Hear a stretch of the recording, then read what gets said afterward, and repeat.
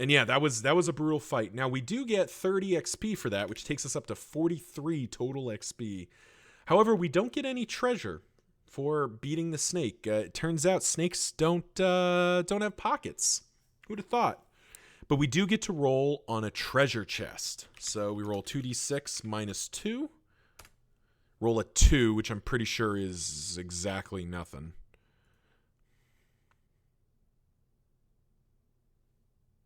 Yeah, we get nothing. Just find an empty box. That was bad. That was very, very bad. All right. We can't realistically survive another that. We do need to roll for this door. What kind of door do we have? So the snake pit has random exits. So we actually need to roll for which exit type we get. 5x2. Reinforced door. So it's another reinforced door. I wonder if that's a signal that we should not go this way. We'll check if it's locked just for our sanity. It is not locked. Cool. Not that it matters because we might need to come up with plan B here.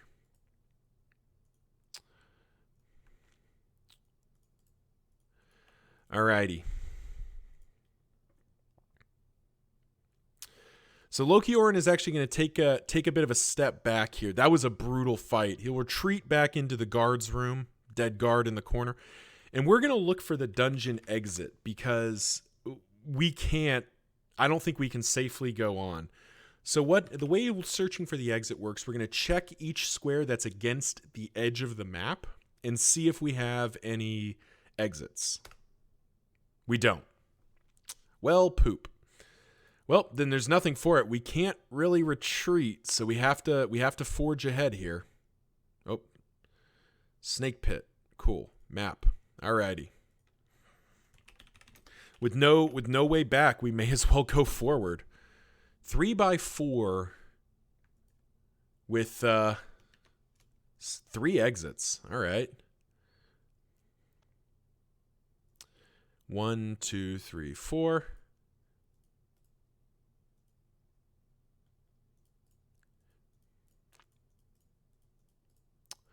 So we'll draw our next room here, and we have to encounter it. There's no choice in the matter here. We are badly hurt, and we need a bit of help here. Let's see if the game is merciful.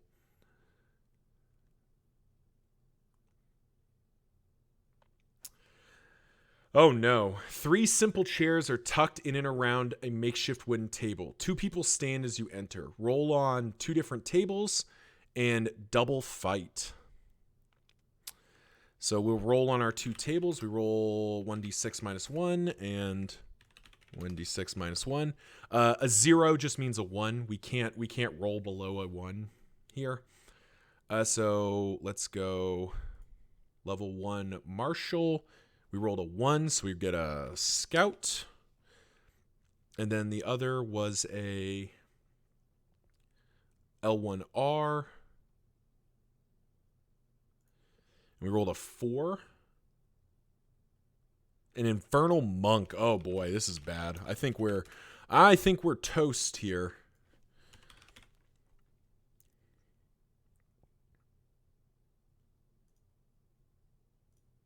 Let's see if I get a no.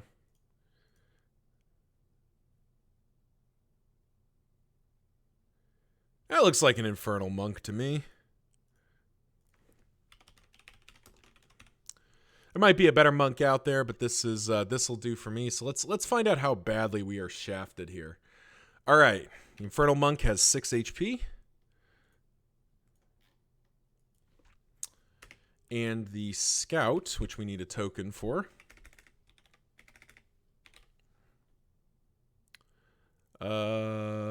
No, we can do a. Do we have a? No. That'll do. There we go. And a Scout. Scout. 5 HP. All right.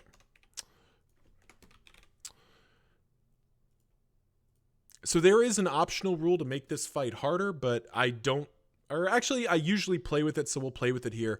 Basically, while there are 2 enemies, Enemy number 2, which in this case will be the Infernal Monk, gets an extra shift to account for the fact that we are defending ourselves against both enemies at the same time.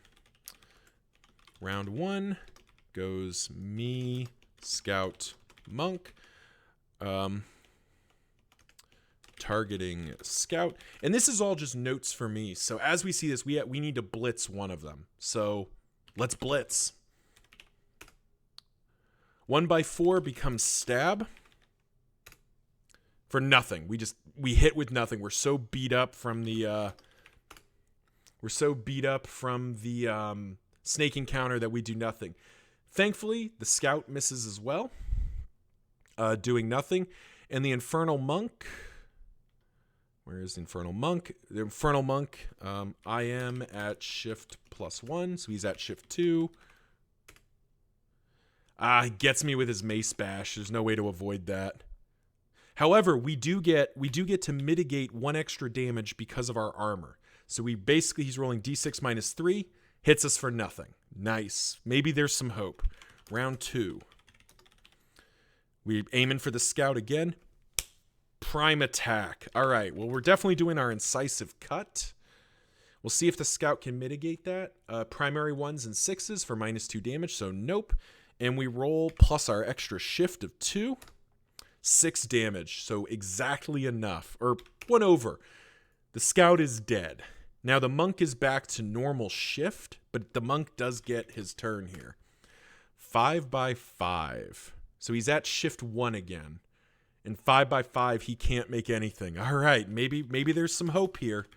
2x6 becomes stab. Can the Monk mitigate primary 2s for an extra -1? We do nothing. The Monk cracks back.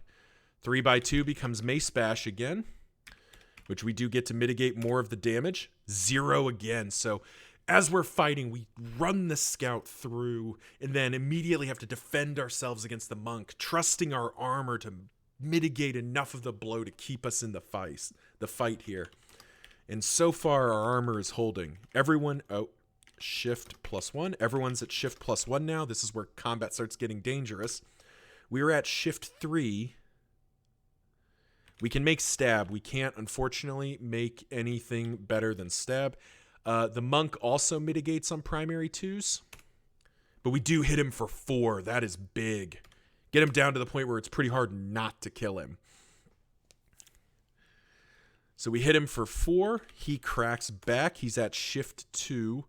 And he gets us with Fire Whip. That's bad. That is bad.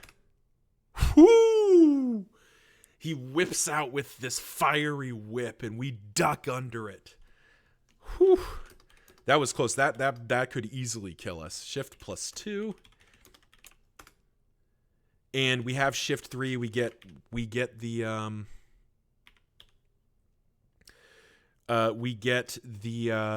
incisive cut. We roll d6. Get him for 3. That's enough. Holy crap. Alrighty. Let's see. The Infernal Monk was worth 15 XP. And we get RPT 1 + 1. I'm just going to I'm going to type out the loot so I don't forget it.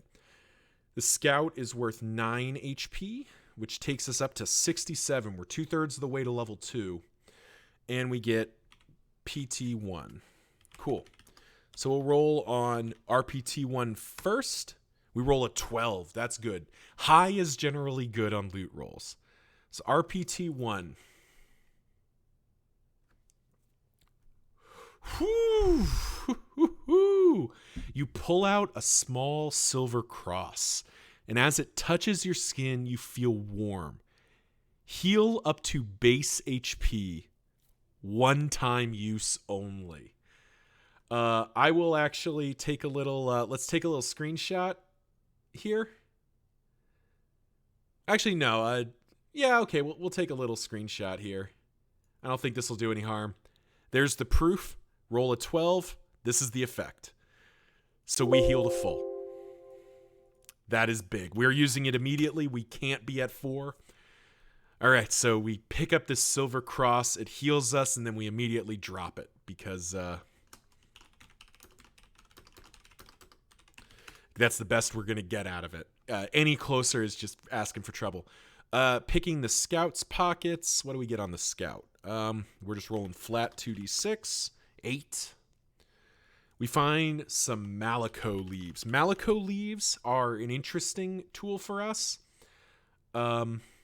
This is a pouch, right? Yeah, this is a pouch. So we find another pouch, which we'll add to our collection because we actually do need a herb bag as well.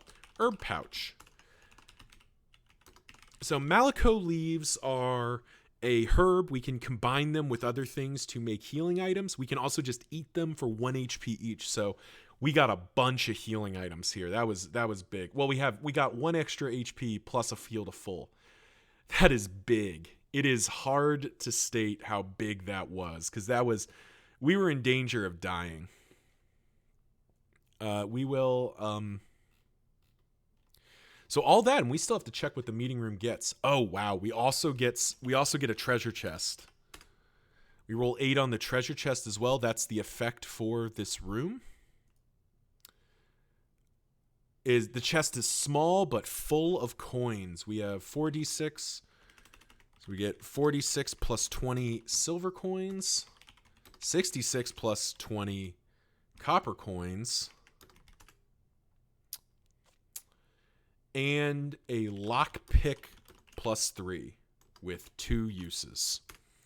So we will explain lockpicks more later as we go. Right now they haven't come up. Lockpick plus 3. This was a good roll by us. We were very narrow here on being able to survive this at all, and instead we got it done. And now we actually got some coins in our pocket. Because we were already doing it, I think we still check to see if the exit is here. Each dungeon has 1 exit per floor. It's just kind of the again, maybe it's the conceit of the game. This is a unique room, so I do need to add meeting room.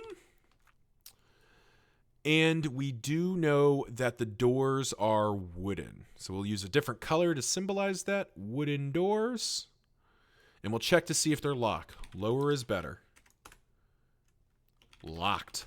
So it looks like I might get to demonstrate lockpicks a lot sooner. So both of these doors are locked. So we'll put little L's just so we don't forget.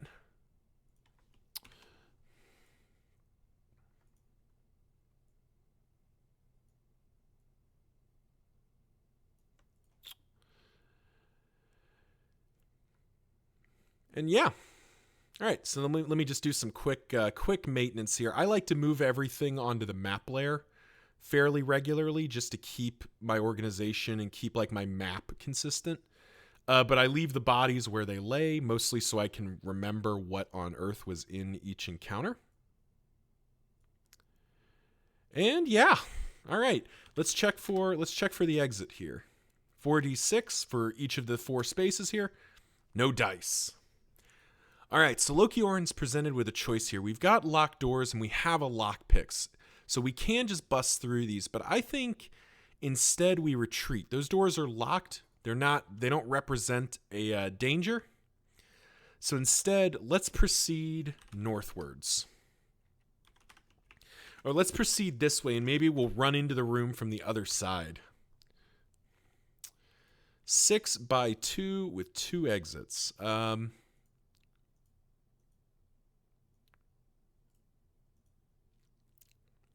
1, 2, 3, 4, 5, 6.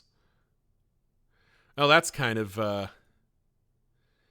unfortunate because it sort of defines the size of this room. And given that we're not really going to be able to fit a room into here, instead what we do is we just fill in the room. That is a rule in this game. Basically, the intent is, you don't have to try to fit rooms as best you can. But occasionally you're going to end up with a situation where it just doesn't fit. So we've got kind of this weird maze of corridors here. But we do have a room that we encounter. So let's do that.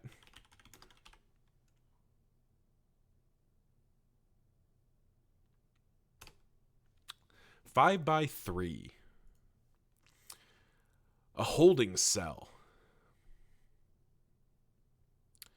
Part of this room has been sectioned off with wooden bars to create a cell. Roll a d6. On a 1 to 4, there's a prisoner here. 6, no prisoner. Roll on EMP, okay. So roll to encounter the prisoner. There's no prisoner. We don't encounter it. Then we get a complication of some kind. So we'll check for that. And while we're doing that, these doors are reinforced. This is a reinforced door here.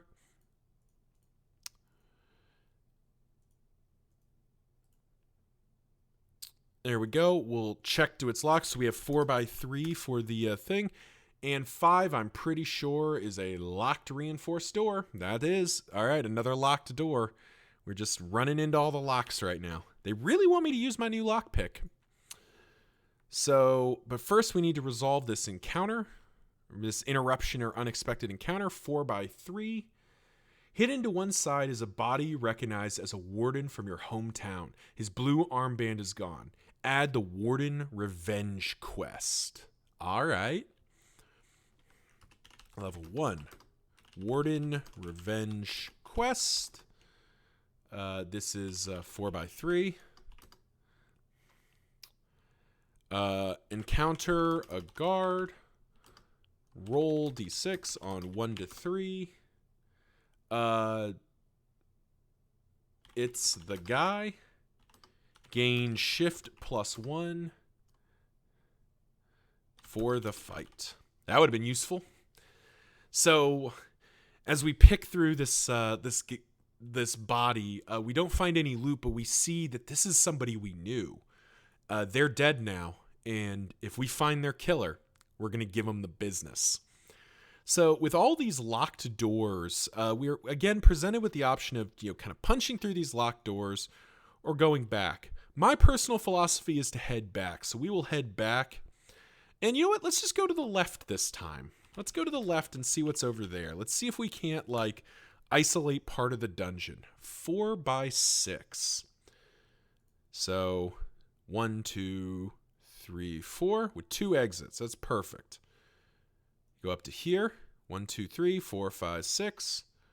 So we go 1, 2, 3, 4, 5, 6. Boom. There we go. Create a bit of space just so we can continue to maneuver here. We got another good-sized room here. And yeah, let's go ahead and encounter the room. 1x5.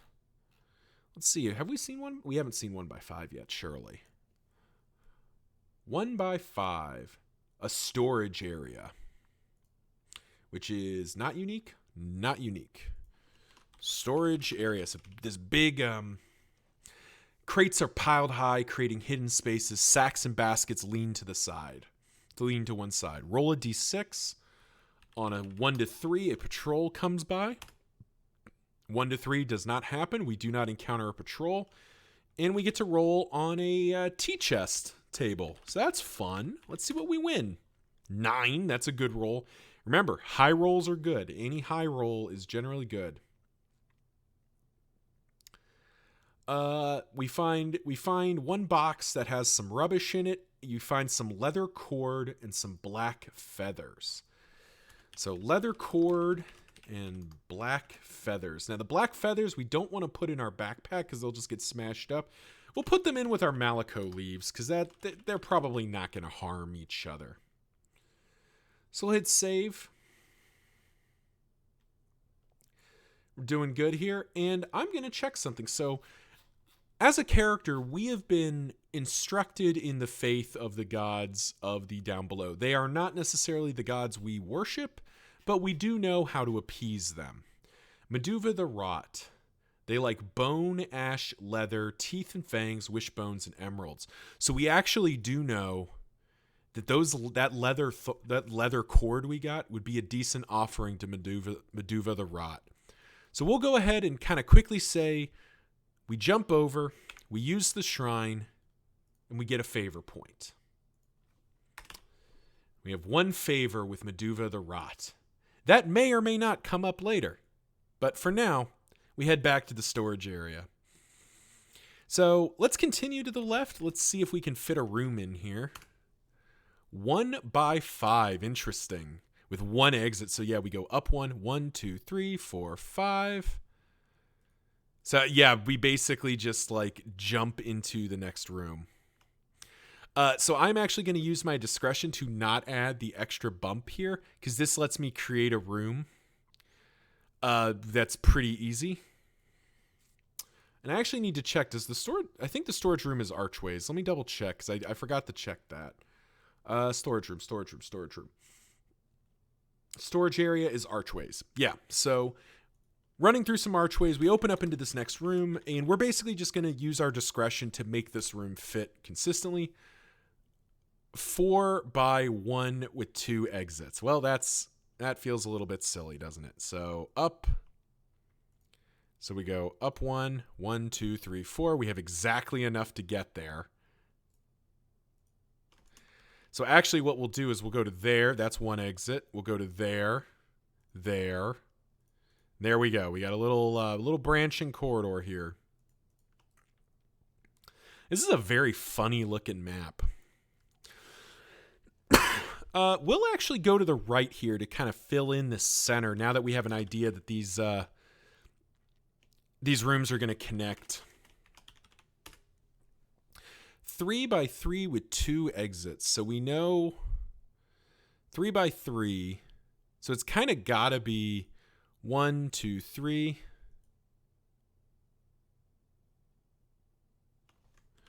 Is there a better way to do this?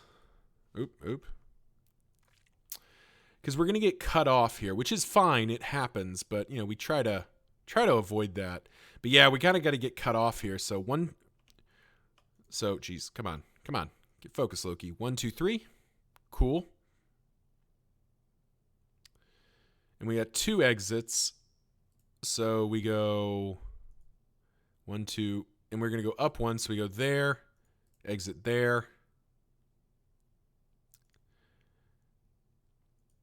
There's the other exit. Now, this is not really going to fit a room. It could fit a small one. We could try to fit a room in here, but because this exit is here, what I'm going to say is this connects like that. There we go. So we have once again resolved the challenge of the map generating. And that's part of the fun. You know, we are generating this map as we go, and occasionally that means the map is a little bit silly. But we have a 3 by 3 room. Let's encounter what's in there. 1 by 2. An abandoned guard post. There's a dusty table here upon which sits a dry tankard and an empty wooden bowl. Beneath the table's a pile of rubbish. Roll in the pile of rubbish. Okay. We're rolling in a pile of rubbish here. 7, and we know it's wooden doors out of this place, so we'll draw our wooden doors real quick. We'll check for locks in just a moment. Rubbish pile. Okay, 7. Oh, we have more leather cords. 5 good quality leather cords. So even though we just spent a leather cord to win some favor with the God of Rot, we just picked up 5 more. All right. And we'll go ahead and type in what is here. So this is this is abandoned guard post. This is not unique. It can appear multiple times, which is guard post. Okay, cool. Now we will check for these doors being locked. They are not locked. Good. Okay. All right, so let's connect the room over here to the left. I like to try to like flesh the dungeon out. 4 by 2. That actually works out more or less perfectly because it's 1, 2, 4. Perfect. So up to there, we have 3 exits. Now, unfortunately, we're not going to be able to fit a room over here, so we're going to ditch one of the exits. And then we have the other exit right here, so it actually ends up looking like that. But that ends up being an effective room, and unfortunately, this little section of our map is cut off at this point. That's fine. That is how it is. Let's encounter our room. 2 by 1. Ooh, I know this room. Fought this room before in the past. And obviously not in this game because we just seen it for the first time. The blacksmiths. All right, we need a blacksmith. Where's my peasant token? Come here, you. There we go. Blacksmith. Well, actually, no. Let's use my hooded peasant token. There we go. Cool. There is an anvil on a block and a glowing furnace. Walls lined with worn tools. There's someone here. You must fight the blacksmith. So let's set up our blacksmith. Alrighty. How much HP does this blacksmith have? He has 6 HP. Okay, so he's about as tough as that scout was.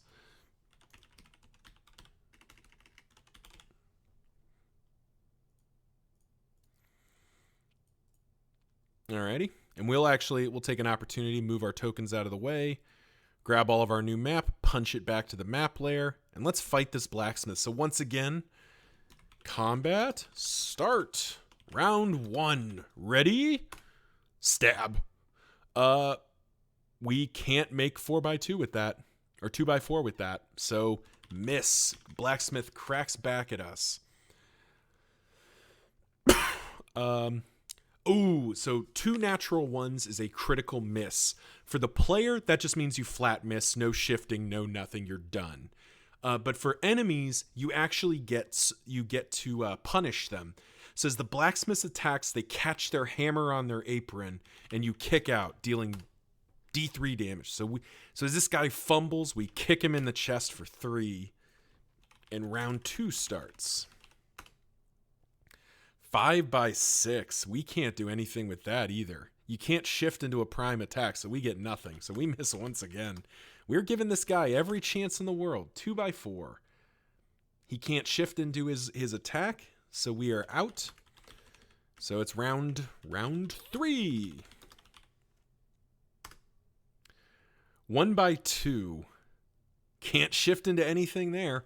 Blacksmith cracks back. So it's kind of ineffectual back and forth here as we're trading blows, and it's not really that we're always missing. Sometimes it's blocks and parries, but dodging and weaving, blocking, moving, just nothing's happening. Round 4, shift +1. We strike again. 3x6. Now please tell me we can do something with 3 shift here. Down 1, down 2, 2x4. And can he mitigate? He crosses arms on 3s and 6s, so nothing doing. He's still up. On 1 HP, he is still up.